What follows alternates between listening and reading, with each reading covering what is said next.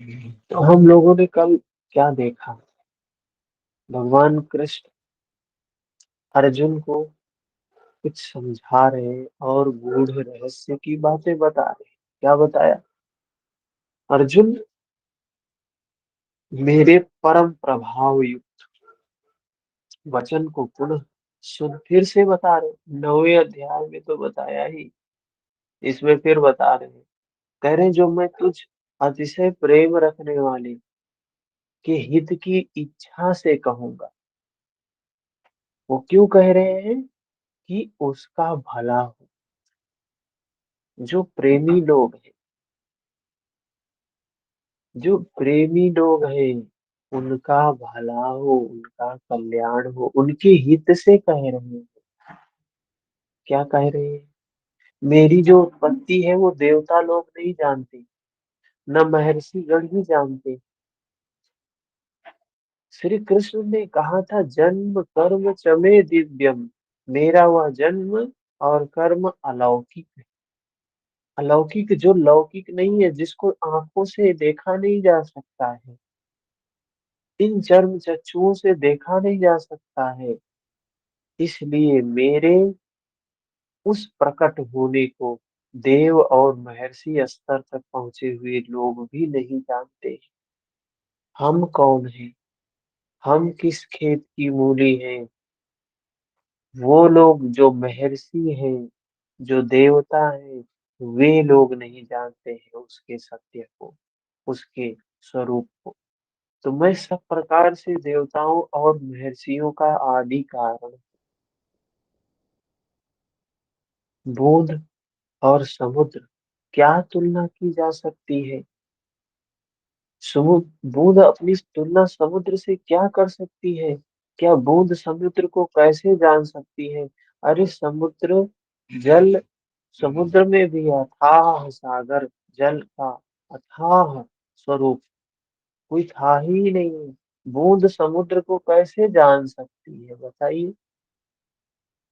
मिल सकती है उसमें, समुद्र बन सकती है उसमें, लेकिन वो कहे हमने समुद्र को जान लिया, तो अहम है, वहम है।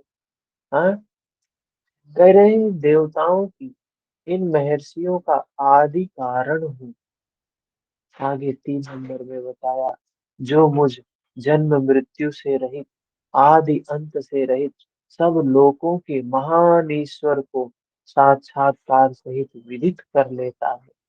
कह रहे हैं जो मुझ, मुझ मतलब उस ईश्वर को कह रहे हैं, मुझ अर्थात उस धर्म को कह रहे हैं, मुझ अर्थात उस प्रकृति के, उस निसर्ग के नियम को कह रहे हैं, जिसे ऋतु कहते हैं, जिसे जो अणु अणु धारण करता है, जिस जो अणु अणु को धारण करता है। कह रहे हैं वो जन्म मृत्यु से परे है, उसका जन्म नहीं होता है, उसकी मृत्यु नहीं होती है। तो हम किसका इंतजार करते हैं? भगवान कह के गए हैं कि युगे युगे जब पाप बढ़ेगा तो हम आएंगे, संहार करेंगे।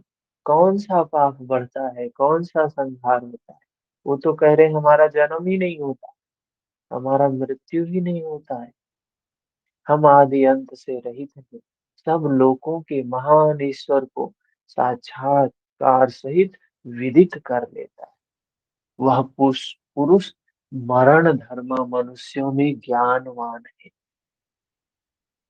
कह रहे हैं जो साक्षात कर लेता है। एक तो बताया कि मेरा जन्म नहीं होता है, मेरा मृत्यु नहीं होता है, मुझे वो देवता मनीषी भी नहीं जान पाते हैं। फिर क्या कह रहे हैं? कि जो मुझे साक्षात कर लेता है, जो मेरा दर्शन कर लेता है, मतलब जो अपने ही काया में विदित अर्थात वेद, वेदनाओं के आधार पे जो अपने शरीर में ही अनुभव कर लेता है, इस काया में ही जान लेता है, वह पुरुष धर्मा मनुष्यों में ज्ञानवान है। जो उसको जान लिया वही ज्ञानवान है, अर्थात अज अनादि और सर्वलोक महेश्वर को भली प्रकार जानना ही ज्ञान है। ऐसा जानने वाला संपूर्ण पापों से मुक्त हो जाता है, पुनर्जन्म को प्राप्त नहीं होता। जो मुझे मेरे स्वरूप के रूप में जान लेता है, वो जो मुझे जान लेता है अपने स्वरूप में ही, तो कह रहे हैं उसका पुनर्जन्म नहीं होता है। कह रहे हैं ये उपलब्धि जो होती है, ये देन किसकी है? ये देन किसकी है? किसकी देन है? ईश्वर की। बीज हमने धरती में डाला, धरती में हमने बीज डाला, बीज बड़ा हुआ, अंकुरित हुआ, पेड़ बना, फल दे रहा है। किसकी देन है ये? प्रकृति की देन है, कहे ईश्वर की देन है, कहे धर्म है।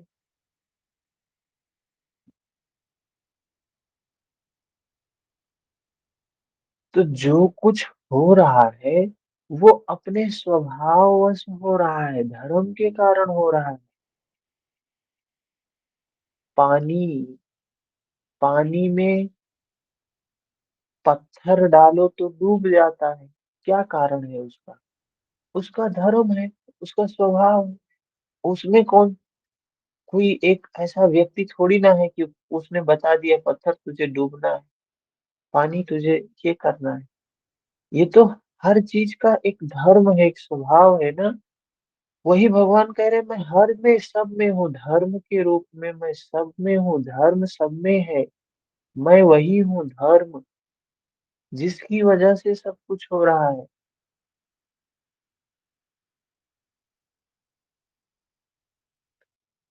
ये परिवर्तन जो हो रहा है उसी धर्म के कारण हो रहा है।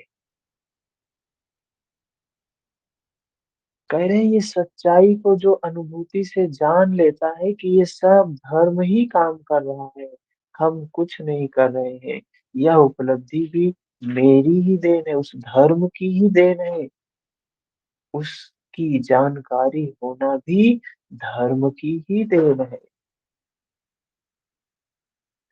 फिर 4 नंबर श्लोक में बताया, अर्जुन, निश्चयात्मक बुद्धि, निश्चयात्मिका बुद्धि, साक्षात्कार सहित जानकारी, लक्ष्य में विवेक पूर्वक आवृत्ति, क्षमा, शाश्वत सत्य, इंद्रियों का दमन, मन का समन, अंतःकरण की प्रसन्नता, चिंतन पथ के कष्ट, परमात्मा की जागृति, स्वरूप के प्राप्ति काल में सर्वस्व का विलय, इष्ट के प्रति अनुशासनात्मक भय और प्रकृति से निर्भयता, तथा अहिंसा, समता, समता, तुष्टि, तपो, दानम, यशो, अयसः भवन्ति भावा, भूतानां मत्त एव पृथग्विधा। अहिंसा अर्थात अपने आत्मा को अधिगत अधोगति में न पहुंचाने का आचरण। समता, जिसमें विषमता ना हो। संतोष, तप, मन सहित इंद्रियों को लक्ष्य के अनुरूप तपाना, मन सहित इंद्रियों को लक्ष्य के अनुरूप तपाना। दान अर्थात सर्वस्व का समर्पण, भगवत पथ में मान अपमान का सहन। इस प्रकार प्राणियों के उपर्युक्त भाव मुझसे ही होते। इस प्रकार प्राणियों के उपर्युक्त जो भाव है वो मुझसे अर्थात धर्म से होते हैं। ये कहते हैं ना कि सबका अलग अलग स्वभाव होता है, अलग अलग भाव होता है। क्यों होता है? सारे लोग मांस, ये पृथ्वी, जल, वायु, अग्नि, आकाश, सब इसी 5 तत्वों से मिलके बने हैं। सबके अंदर रस, रक्त, मांस, मेद, अस्थि, मज्जा, शुक्र वही चीज है। सबके अंदर वही बुद्धि, मन, ऐसे ही सब कुछ है। लेकिन ये सब अलग अलग क्यों है? धर्म के कारण अलग अलग। मेरे कारण सब अलग-अलग हैं। ये जो विविधता दिखाई दे रही है, वो मेरे कारण है विविधता। क्या है? भगवत पथ में मान-अपमान का सहन, इस प्रकार प्राणियों के उपर्युक्त भाव मुझसे ही होते हैं। ये सभी भाव दैवी चिंतन पद्धति के लक्षण हैं। आपके अंदर धर्म है, आपके अंदर सद्गुण है, तो ये ईश्वर के गुण है आपके अंदर, इस धर्म के गुण है आपके अंदर। इनका अभाव ही आसुरी संपद। ये अच्छी चीजें आपके अंदर नहीं है। अगर प्रकाश नहीं है तो क्या है फिर? अंधकार है। प्रकाश का अब्सेंस ही अंधकार है। धर्म का अब्सेंस ही अधर्म है। धर्म नहीं है तो अधर्म है। अब भगवान ने बताया कि ये है, ये चीजें हैं तो धर्म है। ये चीजें नहीं है तो धर्म नहीं है। तो हमें इन चीजों को विकसित करना है ना। अब प्रकाश, अंधकार बाहर है, लेकिन हम अपने रूम में प्रकाश तो कर ही सकते हैं। बाहर प्रकाश है, अंधकार है, लेकिन हम अपने भीतर प्रकाश तो कर ही सकते हैं। ये धर्म को धारण करने से बताते हैं लाभ मिलता है। धारण करे तो धर्म है, वरना पूरी बात। अभी होता क्या है? धर्म के ऊपर ऊंची ऊंची व्याख्यान होते हैं, बातचीत होता है, लेकिन धारण नहीं करते हैं। धारण बिना किए लाभ कहाँ से मिले? बाहर अंधकार है, भीतर भी अंधकार है, और प्रकाश की बात कर रहे हैं। प्रकाश पर चर्चा परिचर्चा कर रहे हैं, चिंतन मनन कर रहे हैं, प्रवचन दे रहे हैं, लेकिन प्रकाश बटन को नहीं टीप रहे हैं। प्रकाश रूम में है नहीं, अंदर में प्रकाश नहीं ला रहे हैं, सिर्फ बात कर रहे हैं। क्या भला हो जाएगा? कुछ नहीं होने वाला। 6 नंबर श्लोक में बताते हैं, महर्षयः सप्त पूर्वे चत्वारो मनवस्तथा मद्भावा मानसा जाता येषां लोक इमाः प्रजाः। सप्त, सप्तर्षि अर्थात सप्तऋषि की बात कर रहे हैं। योग की 7 क्रमिक भूमिकाएं। महर्षि पतंजलि ने भी कहा है कुछ इसके बारे में। तस्य सप्तधा प्रांत भूमि प्रज्ञा। कौन सा सूत्र है ये? पता है किसी को? कौन सा सूत्र है ये? तस्य सप्तधा प्रांत भूमि प्रज्ञा। हम्म दूसरे अध्याय का 27 नंबर श्लोक है ये, सूत्र है। और यहाँ 10वें अध्याय में 6 नंबर, 10 अध्याय में 6 नंबर। तो देखिए, और यही बात सब ज्ञान की सप्तावस्थाएं मिलती है। कौन से ग्रंथ में मिलता है? ज्ञान की सप्तावस्थाएं, शुभेच्छा विचारणा तन्मनसा सत्वात्पत्ति आसन शक्ति पदार्थ भावना तुर्य का, ये भी मिलता है योग वशिष्ठ में। मुनि वशिष्ठ भगवान राम को, गुरु वशिष्ठ भगवान राम को उपदेश दे रहे हैं। महर्षि पतंजलि बता रहे हैं ये योग के अंगों के अनुष्ठान से क्या होगा? सप्तधा प्रांत भूमि प्रज्ञा, ये हो जाएगा। मैं भगवान कृष्ण क्या कह रहे हैं? योग की 7 क्रमिक भूमिकाएं जो हैं, इनके अनुरूप अंतःकरण चतुष्ट है, मन बुद्धि अहंकार, मन बुद्धि चित्त अहंकार। इनके अनुरूप मन, इनके अनुरूप मन जो मेरे में भाव वाला है, मेरे में भाव वाला है, अर्थात जिसके मन में ये उपरोक्त बातें हो, जो धर्म की बातें ऊपर ऊपर वाली बताई गई ना, मेरे में भाव वाला का मतलब वही है कि उसके मन में ये ऊपर वाली चीजें होनी चाहिए। कौन कौन सी चीजें हैं वो? क्या बताया? क्षमा हो, विवेक हो, सत्य हो, दमन इंद्रियों का, मन का समन हो, अंतःकरण की प्रसन्नता हो, चिंतन पथ के कष्ट, परमात्मा की जागृति, स्वरूप की प्राप्ति, अहिंसा हो, समता हो, दान हो। ऐसे ये जो सद्गुण बताए, ये सद्गुण हमारे मन में होने चाहिए। इनके अनुरूप मन जो मेरे में भाव वाला है, यह सब मेरे ही संकल्प से, मेरी प्राप्ति के संकल्प से तथा मेरी ही प्रेरणा से होते हैं। ये सब कैसे होते हैं? धर्म की प्रेरणा से होते हैं। किसी धर्म महापुरुष, धार्मिक महापुरुष के नजदीक जाइए, या किसी बर्फ के नजदीक जाइए तो शीतलता मिलेगी, अग्नि के नजदीक जाइए तो गर्मी मिलेगी। आप बर्फ के नजदीक जाओगे, शीतलता मिलेगी, तो क्यों मिल रही? क्योंकि उसका धर्म है, उसका स्वभाव है। ऐसे ये धर्म का अपना अस्तित्व है, अपना स्वभाव है। ये धर्म भी हमें उस, हमारा जो चेतन, जो शरीर है, जो मन है हमारा सूक्ष्म, जो चेतना है, वो चेतना धर्म की ओर झुकी हुई होती है, धर्म की ओर चलने वाली होती है। इसीलिए हमें भौतिकता में जो कुछ भी प्राप्त हो जाए, कितनी भी संपदा प्राप्त हो जाए, धन प्राप्त हो जाए, यश प्राप्त हो जाए, लेकिन अंदर में खालीपन सा रहता है। क्यों खालीपन सा रहता है? क्योंकि वो संपदा तो है ही नहीं जो हमें चाहिए। मन में वो सुकून, वो शांति, वो निर्मलता तो है ही नहीं जो हमें चाहिए। और बाहर कुछ भी नहीं है। बाहर धन के नाम पे, यश के नाम पे, संपत्ति के नाम पे कुछ भी नहीं है।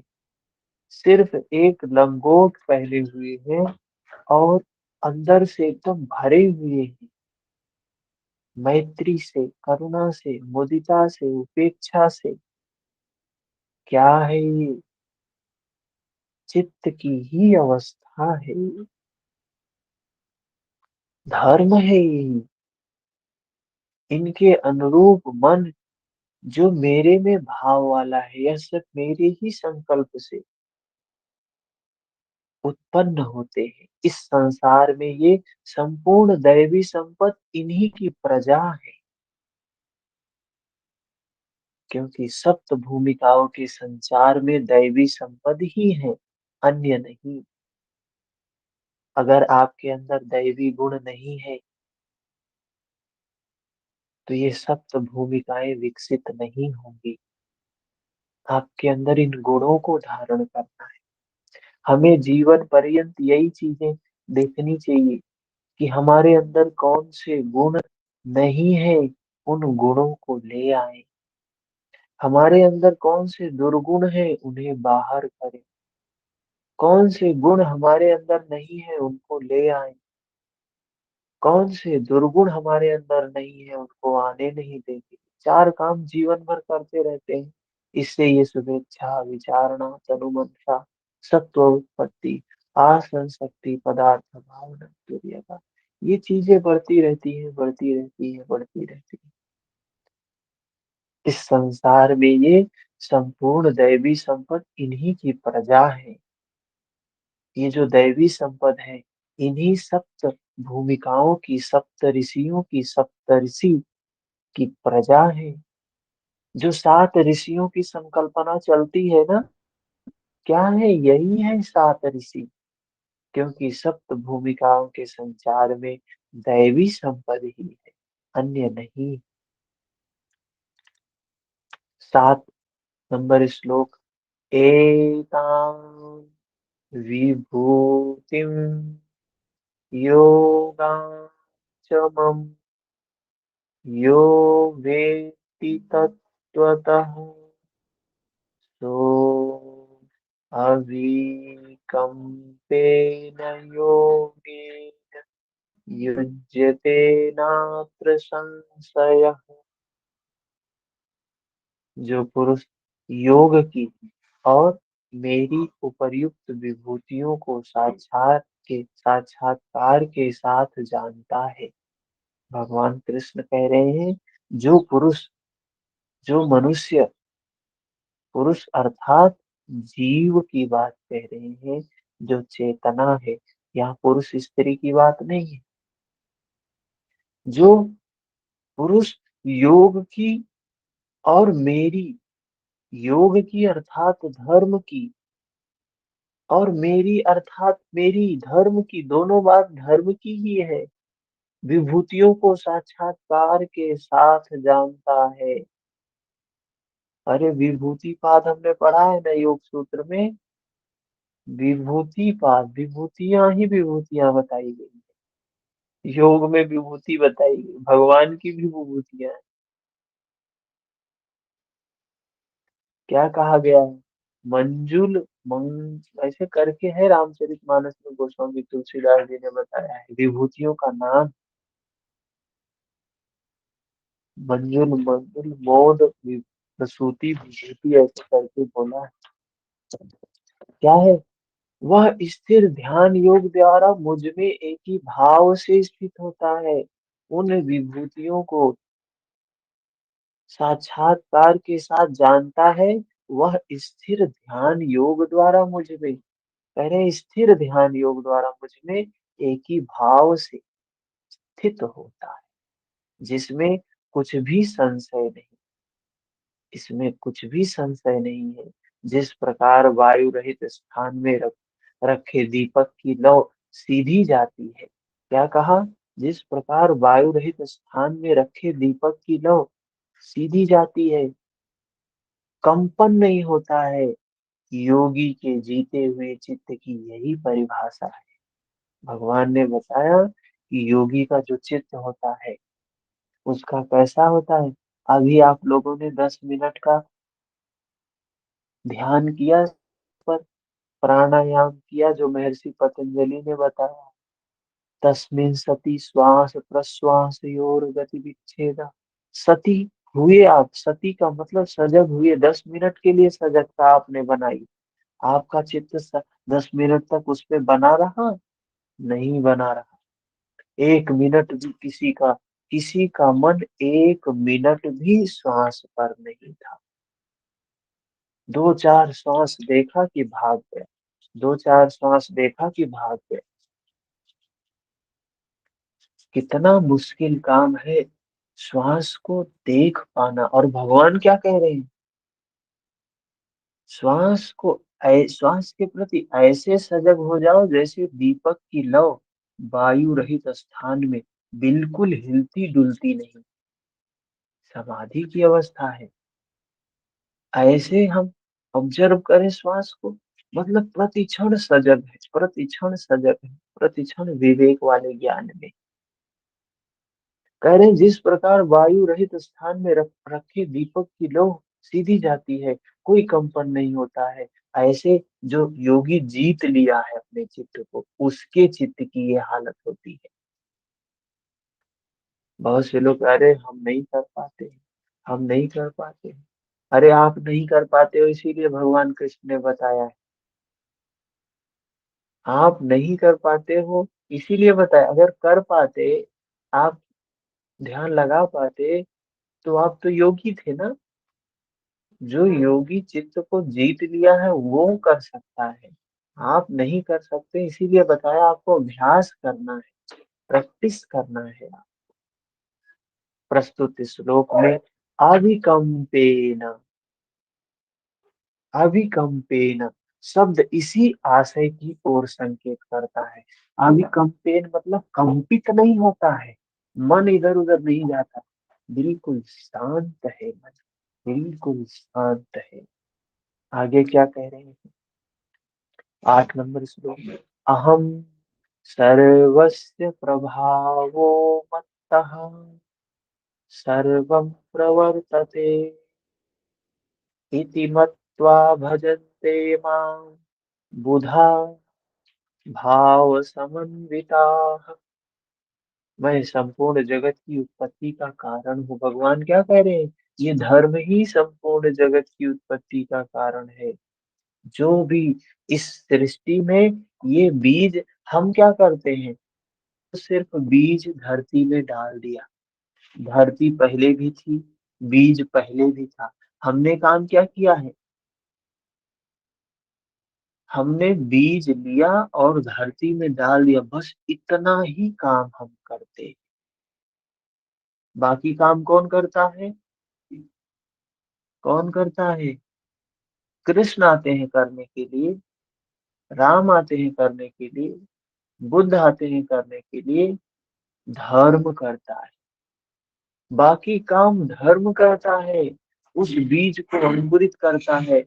कोई व्यक्ति आंख टकटकी लगा के उसको देखता रहे, कब अंकुरित होता है, कब अंकुरित, पता ही नहीं चलेगा उसको कब अंकुरित हुआ, किस क्षण अंकुरित हुआ। धर्म काम करता है।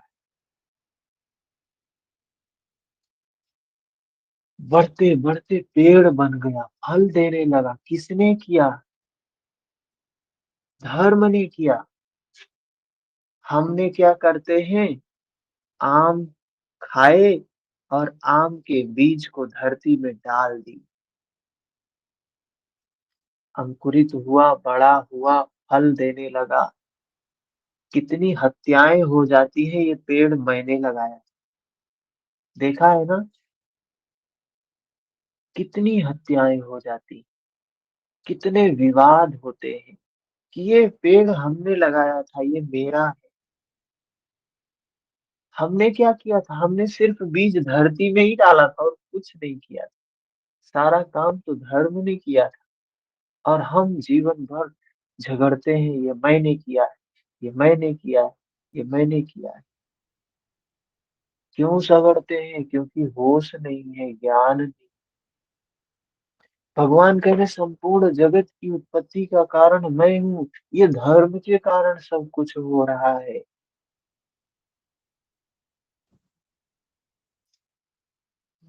अब हम आम का बीज बैठा दें या नीम का बीज बैठा दें, हमारे ऊपर निर्भर करता है। धर्म तो अपना काम करेगा। नीम का बीज डालोगे तो वो भी नीम के बीज को अंकुरित करेगा, बड़ा करेगा, फल लेके आएगा। आम के बीज को डालोगे तो वो भी बड़ा करेगा, अंकुरित करेगा, फल लेके आएगा। फल तो दोनों में आएंगे। अब हम कहे नहीं नहीं, सब कुछ ईश्वर करता है। हमने बेहोशी में नीम का बीज बैठा दिया, बबूल का बीज बैठा दिया। उसके बाद हम कहे नहीं नहीं, भगवान होते हैं, भगवान बुरा नहीं करते, भगवान अच्छा करते हैं। प्रार्थना हम करें, खूब पूजा करें, खूब पाठ करें, खूब कर्म कांड करें, और भगवान से कहे नहीं हमें मीठे मीठे आम ही चाहिए। कौन भगवान दे देगा? धर्म देगा ना सब कुछ। भगवान देगा तो आपके कर्म का ही तो देगा। जो आपने बीज धरती में डाला है उसी को देगा। वो बदल नहीं सकता है। राम आ जाएंगे, बुद्ध आ जाएंगे, कृष्ण आ जाएंगे, कोई आ जाएगा, उस नीम के बीज के पेड़ को, फल को, आम का फल नहीं कर सकते हैं, नहीं कर सकते हैं, नहीं कर सकते हैं। वो क्यों नहीं कर सकते? क्योंकि बीज आपने बोया, बीज आपने धरती में डाला है, इसलिए वो फल भी आया है, आएगा। उसको कोई नहीं बदल सकता है। और आपके कर्म अगर सुधर गए, भगवान कृष्ण क्या कहते हैं? कर्मण्येवाधिकारस्ते माँ फलेषु कदाचन। ये कर्म मेरे अधिकार में है। वो जो बीज धरती में डाल रहे हो, उस समय मैत्री के डालो, मुदिता के डालो, उपेक्षा के डालो, ये पुण्यमयी गुणों के डालो। तो जब ये आम के बीज बैठाओगे तो रोने की जरूरत नहीं है। मोमबत्ती और अगरबत्ती जला के प्रार्थना करने की जरूरत नहीं है। आपने कर्म अच्छा किया है, फल अच्छा ही आएगा।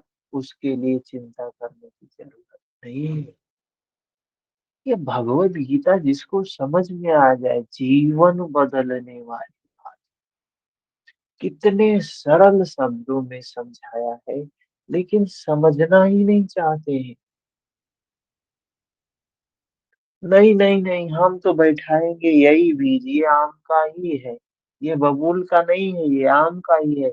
हम भगवान पे श्रद्धा रखते हैं, भगवान हमें आम देंगे। कैसे दे देंगे, संभव है? कह रहे मैं ही हूँ जगत की उत्पत्ति का कारण, मुझसे ही संपूर्ण जगत चेष्टा करता है। इस प्रकार मानकर श्रद्धा और भक्ति से युक्त विवेकी जन मेरा निरंतर भजन करते, उस धर्म का भजन करते। तात्पर्य यह है कि योगी द्वारा मेरे अनुरूप जो प्रवृत्ति होती है, उसे मैं ही किया करता। जो योगी है, योगी कौन है? जिसका चित्त निर्मल है, जिसका चित्त शांत है, जिसका चित्त वायु रहित स्थान में रखे दीपक की लौ के समान है, बिल्कुल शांत चित्त। कह रहे हैं वह मेरा ही प्रसाद है। अरे महर्षि पतंजलि ने भी प्रसाद की बात की है, पता है किसी को? महर्षि पतंजलि ने क्या कहा है? अध्यात्म प्रसाद ऋतंभरा तत्र प्रज्ञा। ऋतंभरा मतलब क्या? ऋत अंभरा, जो प्रकृति, ऋत मतलब प्रकृति, निसर्ग के कानून को जिसने धारण कर लिया, जो जान गया, जो ये जान गया अनुभूति के आधार पे कि आम का बीज बैठाएंगे तो आम का फल आएगा, नीम का बैठाएंगे तो नीम का फल आएगा, ऋतंभरा, तो उसे प्रसाद प्राप्त होगा, अध्यात्म प्रसाद प्राप्त होगा। महर्षि पतंजलि भी कह रहे हैं ऋतंभरा तत्र प्रज्ञा, उसकी प्रज्ञा, उसकी बुद्धि ऋतंभरा हो जाएगी, ऋत को धारण करने वाली।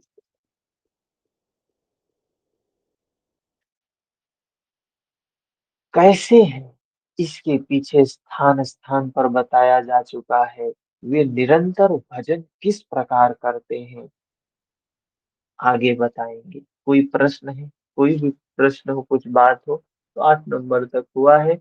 कल से हमारी क्लास 6 से 7, 6 बजे से 7 बजे तक होगी भगवत गीता की क्लास। फिर 7, 7:30 से 8:30 हठ प्रदीपिका, हठ योग यूजीसी नेट के क्लास होंगे। ठीक है? जो भी और भी लोग हैं आपके जानने वाले, भाई बहन मित्रों संबंधी जो भी हैं, जो चाहते हैं कि हमें जुड़ना है, क्लास को प्रॉपर वे में करना है, क्लास को ज्वाइन कर सकते हैं बिना किसी संकोच के। ठीक है? कुछ भी पूछना है मैसेज भी कर सकते हैं, फोन भी कर सकते हैं। और हाँ, भगवत गीता की क्लास जितने भी दुखियारे लोग हों, जो भी लगते हो व्याकुल है, आज तो पूरी दुनिया तनाव में है, तनाव दे रहे हैं। जो होगा हमारे पास वही देंगे लोगों को, जो होगा हमारे पास वही बांटेंगे हम। तो अच्छा ये है कि ये चीजें ऐसे लोगों के पास पहुंचे जो बेचैन रहते हो, दुखी रहते हो, व्याकुल रहते हो। थोड़ा सा सुनेंगे तो उन्हें बुद्धि के स्तर पे समझ में आएगा, थोड़ा सा होश तो आएगा उनके। हो सकता है यही होश उन्हें प्रकाश की ओर जाने की प्रेरणा दे। असतो माँ सद्गमया, असत से सत की ओर गमन करने की प्रेरणा दे।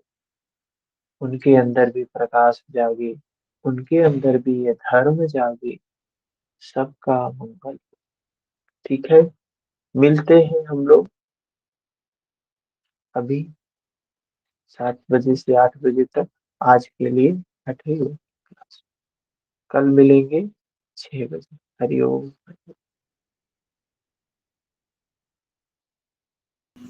हरिओम सर। हरिओम भैया।